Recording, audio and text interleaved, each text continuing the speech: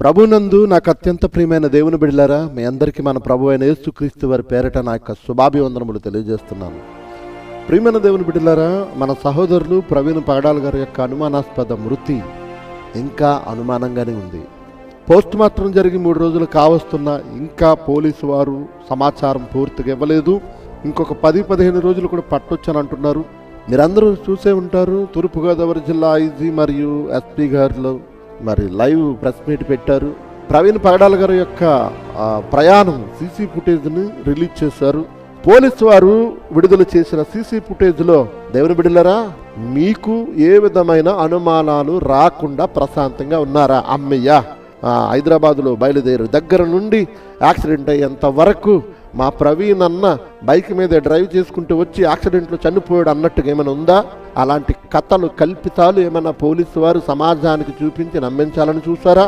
ఒక్కసారి మనసు పెట్టండి. పోలీసు వారు చేస్తున్న డ్రామా, హై డ్రామా, అబ్బో అంతా ఇంత కాదు. సరే, పక్కన పెట్టండి. మీరు గమనించారో లేదో, నా ప్రియ సహోదరులందరూ చాలా షార్ప్గా ఆలోచిస్తున్నారని నేను అనుకుంటున్నాను. పోలీసు వారు విడుదల చేసిన సీసీటీవీ ఫుటేజెస్ ఆ రాత్రి 11:42 వరకు కొవ్వూరు టోల్గేట్ తర్వాత నయారా పెట్రోల్ బంక్ దగ్గర ఆ బైక్ పడిపోయినట్టుగా, దుమ్ము లేచిపోయినట్టుగా అక్కడ వరకు మాత్రమే చూపిస్తున్నారు తప్ప అక్కడి నుండి తెల్లవారేంత వరకు సీసీటీవీ ఫుటేజ్ ఏమైంది? పోలీసు వారు దాచేశారా? పెట్రోల్ బంకులో తీసేశారా? ఎందుకు చూపించడం లేదు? ఇది గమనించండి. ఇది పక్కన పెడితే పోలీసు వారు విడుదల చేసిన సీసీటీవీ ఫుటేజ్ ఎప్పటి నుంచి ఎప్పటి వరకు అంటూ చూపించారండి. హైదరాబాదులో ప్రవీణ్ అన్న బయలుదేరి హైదరాబాద్ దాటిన తర్వాత చౌటప్పల్ దగ్గర 24వ తేదీ మార్చి నెల 2025 13:29 అనగా 1:30కి ఒక సీసీటీవీ ఫుటేజ్ని చూపించారు.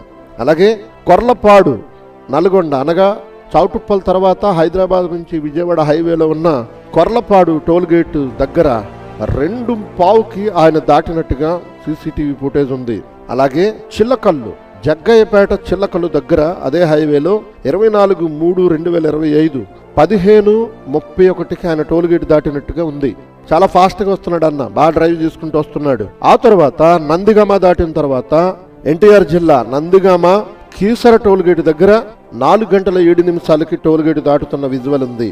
24/3/2025 మీరు గమనించండి. కీసర అనగా విజయవాడకు ముందు నందిగామ మధ్యలో కీసర అనే టోల్గేట్ దగ్గర 4:07కి ఆయన టోల్గేట్ దాటాడు. మరి ఆ తరువాత విజయవాడ దాటిన తర్వాత పొట్టిపాడు టోల్ ప్లాజా దాటింది రాత్రి 9:15 అనగా కీసర నుండి విజయవాడ అవతల నందిగామ తరువాత ఉన్న కీసర దగ్గర నుండి విజయవాడ తర్వాత ఉన్న పొట్టిపాడు అనే టోల్ ప్లాజాకి మధ్యలో సమయము ఎంత గడిచిందో మీరు గమనించండి. సాయంకాలము 4:15కి కీసర దాటితే 5, 6, 7, 8, 9 5 గంటల పాటు కేసర తర్వాత 5 గంటల తరువాత పొట్టిపాడు టోల్గేట్ దాటారంటే ఈ 5 గంటల్లో ఏం జరిగింది మీరు గమనించారో లేదో? కేసర టోల్గేట్ వరకు బైక్ పై వచ్చింది ప్రవీణ్ పగడాల గారే అని నేను నమ్ముచున్నాను. అప్పటి వరకు హెడ్ లైట్ డ్యామేజ్ అయ్యిందో డ్యామేజ్ అవ్వలేదు అన్నది మీరు గమనించవచ్చు. ఎందుకంటే ఒక మేధావి హెడ్ లైట్ లేకుండా ప్రయాణం చేస్తాడని నేను అనుకోవడం లేదు. ఒకవేళ మధ్యాహ్నం హైదరాబాద్లో బయలుదేరిన ఆయన పెందలాడే సాయంకాలం 6 గంటల లోపే రాజమండ్రి వెళ్ళిపోవచ్చు అని అనుకుని ఉండుంటే ఆయన హెడ్ లైట్ బాగు చేయించుకోలేదా? ఈ బుల్లెట్కున్న, ఈ రాయల్ ఎన్ఫీల్డ్కున్న హెడ్ లైట్ బాగు చేయించుకోలేనంత పేదవాడా? సమాజంలో అందరికీ బోధ చేసే ఈయన హెడ్ లైట్ లేకుండా నైట్ ప్రయాణం చేసేద్దామనే అంత అజ్ఞానపు ఆలోచనలో ఉన్నవాడా? ప్రవీణ్ పగడాల్ గారి గురించి దేశమంతా ప్రపంచమంతా తెలిసినంత మేధావి. అలాంటి వ్యక్తి హెడ్ లైట్ లేకుండా నైట్ ప్రయాణం చేయాలని అనుకుంటాడా? ఒక్కసారి మీరే ఊహించండి. ఏమండి, ఇక్కడ వరకు పగటి కాలంలో మరి కీసర టోల్ గేట్ వరకు వచ్చింది ప్రవీణ్ పగడాల గారే అని నేను నమ్ముచున్నాను. ఇక్కడ నుంచి మనం ఆలోచిద్దాం. అక్కడ వరకు వచ్చిన ఫొటోస్ ఒక్కసారి చూద్దాం. మీరు గమనించండి. చిల్లకల్లు టోల్ ప్లాజా నుండి మీకు ఈ విజువల్లో ఉన్న ఆ ఫొటోస్ చూపిస్తున్నాను. 10 టీవీలో నుంచి స్క్రీన్ షాట్ తీసిన విజువల్ ఇది. మీరు చూడండి. ప్రవీణ్ పగడాల గారే అని నేను విశ్వసిస్తున్నాను. ఇది చిల్లకల్లు టోల్ ప్లాజా దాటుతున్నది అనగా 4 గంటలకు ముందు 3 దాటిన తర్వాత. ఆ తర్వాత కీసర టోల్గేట్ దగ్గర కూడా ప్రవీణ్ పగడాల గారే అని నేను నమ్ముతున్నాను. అక్కడ హెడ్ లైట్ పగిలుందా లేదా అన్నది మనం ఊహించలేము, పగిలిపోయిందే అని అనుకోలేము. మీరు చూడండి, కేసర టోల్ ప్లాజా దగ్గర ప్రవీణ్ పగడాల గారే బైక్ మీద ఉన్నట్టుగా కనబడుతుంది. ఈ 4:15 తర్వాత పొట్టిపాడు టోల్ ప్లాజా అని ఒక్కసారి చూడండి. పొట్టిపాడు టోల్ ప్లాజా ఇక్కడ మాత్రం పర్సనాలిటీ చేంజ్ అయిపోయింది. చూడండి, బైక్ మీద పర్సనాలిటీ చేంజ్ అయిపోయింది, వ్యక్తి మారిపోయాడు.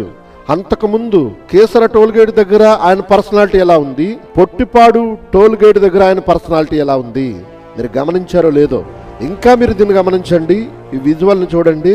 పొట్టిపాడు టోల్ ప్లాజా దగ్గర ఉన్న మనిషి ప్రవీణ్ పగడాల గారి లాగా లేడు. అవునా కాదా మీరే నిర్ధారించండి. వీటన్నిటిని బట్టి విజయవాడ వచ్చేంత వరకు బైక్ పై డ్రైవ్ చేసుకుంటూ వచ్చింది ప్రవీణ్ పగడాల గారే. కేసర టోల్ గేట్ దగ్గర 4:15 దగ్గర నుండి విజయవాడ తర్వాత ఉన్న పొట్టిపాడు అనే టోల్ ప్లాజా దగ్గర 9:30కి అక్కడ వరకు వచ్చాడు. విజయవాడ దాటిన తర్వాత పొట్టిపాడు టోల్ గేట్కి 9:30కి రావడం జరిగింది. ప్రవీణ్ పగడాల గారి యొక్క బైక్ డ్రైవింగ్ లో చౌటుప్పల్ నుండి కొర్లపాడు తర్వాత వచ్చే టోల్ గేట్కి మధ్య 64 కిలోమీటర్ల దూరం ఉంది. 45 నిమిషాల్లో వచ్చేసాడు ఆయన.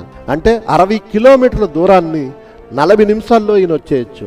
దీన్ని బట్టి ఆలోచించండి. సాయంకాలం 4:15కి కేసర టోల్ గేట్ దాటి పొట్టిపాడు టోల్ గేట్కి 5 గంటల సమయం పట్టదు. ఇక పొట్టిపాడు నుండి కొవ్వూరు టోల్ గేట్ వరకు రాత్రి అంటే 9:30కి పొట్టిపాడులో ఉంటే 11:30కి కొవ్వూరు టోల్ గేట్ దగ్గర విజువల్ కనపడింది అని అంటే అక్కడికి ఎంత 2 గంటల ప్రయాణంలో వచ్చేసారు. మీరు గమనించారో లేదో, కొవ్వూరు టోల్ గేట్ దగ్గర తాగి బండి నడుపుతున్నాడు అన్నట్టు వాగారు కదా. ఎవరో తాగాడు, బండి డ్రైవ్ చేసేవాడు. కానీ ప్రవీణ్ పగడాల గారు కాదు. ప్రవీణ్ పగడాల గారిని ముందే చంపేశారండి. తర్వాత ఎవడో బండి డ్రైవ్ చేసుకుంటూ వచ్చినోడే మందేశాడు. ఆయన బట్టలు వేసుకున్నాడు. ఆయన బట్టలను జాగ్రత్తగా తీసి శవానికి తొడిగించి శవాన్ని అక్కడ వదిలేసి శవం మీద బండి అమర్చి పెట్టి వెళ్ళిపోయారు. తప్పు చేసేవాడు ఎక్కడో చోట మిస్టేక్ చేస్తాడండి. ఆ విధంగా దొరికిపోయారు. పోలీసు వారే జాప్యం చేస్తున్నారు. ఆలోచించండి, ఇన్ని అనుమానాలు ఉన్నప్పుడు పోలీసు వారి అనుమానాలు ఎందుకు వ్యక్తం చేయరు? ఇంకా చాలా విషయాలు తెలుసుకుంటూ ముందుకు సాగుదాం. ఈ మధ్యలో 5 గంటల మధ్యలోనే విజయవాడలోనే ఆయన 5 గంటలు గడపాల్సినంత అవసరమేముంది? ఈ 5 గంటల్లోనే ప్రవీణ్ పగడాల గారిని ఎవరో కొట్టారు, లేకపోతే ఆయనపై దాడి చేశారు, లేదా ఆయన చంపేశారు. చంపేసిన తరువాత వేరొక వ్యక్తి ఆయన బట్టలు వేసుకుని ఆ బైక్ డ్రైవ్ చేసుకుంటూ కొవ్వూరు టోల్ గేట్ దాటేంత వరకు అతడే డ్రైవ్ చేసుకుంటూ వచ్చి బైక్ ని తోసేశాడు. ఆ తర్వాత కారులో ఆయన డెడ్ బాడీని తీసుకుని వచ్చి అక్కడ డెడ్ బాడీని పెట్టి ఆయనపై బైక్ ని పరిచారు. ఇదే జరిగింది అని నేను ప్రగాఢంగా విశ్వసిస్తున్నాను. ఇదే రైట్ అయితే, ఇలాంటి అనుమానమే మీకుంటే ఖచ్చితంగా మీ అభిప్రాయాన్ని కామెంట్ చేయండి. ఇది సామాన్యంగా వదిలిపెట్టే సమస్య కాదని క్రైస్తవ సమాజమా ఏమాత్రం వెనక్కి తగ్గకుండా క్రీస్తు ప్రేమలో మనమంతా సంయమనం పాటిస్తూ మన ఐక్యతను, న్యాయ పోరాటం కొరకు మన సిద్ధపాటును ఉధృతం చేద్దాం. ఇది గుర్తుపెట్టుకోండి. ప్రవీణ్ పగడాల గారిది ఖచ్చితంగా అది ప్రీ ప్లాన్డ్ మర్డర్ అని నేను నమ్ముచున్నాను. మీ అభిప్రాయాలను కూడా తెలియజేయండి. ఇక ముందు అప్డేట్స్ ఇస్తూ ఉంటాను, వివరాలను తెలియజేస్తూ ఉంటాను.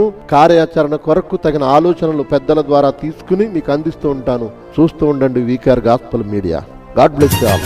సత్యం కొరకు అన్వేషణ, సత్య మార్గం కొరకు అన్వేషణ, జ్ఞానం కొరకు అన్వేషణ, దైవ జ్ఞానం కొరకు అన్వేషణ, సత్యం కొరకు అన్వేషణ, సత్య మార్గం కొరకు అన్వేషణ, జ్ఞానం కొరకు అన్వేషణ, దైవ జ్ఞానం కొరకు అన్వేషణ, సత్యాలను తెలుసుకొనుటకు, సంశయాలను తీర్చుకొనుటకు, దైవమెవరో తెలియబడుటకు, నిత్య జీవం పొందుకొనుటకు సాగే అన్వేషణ.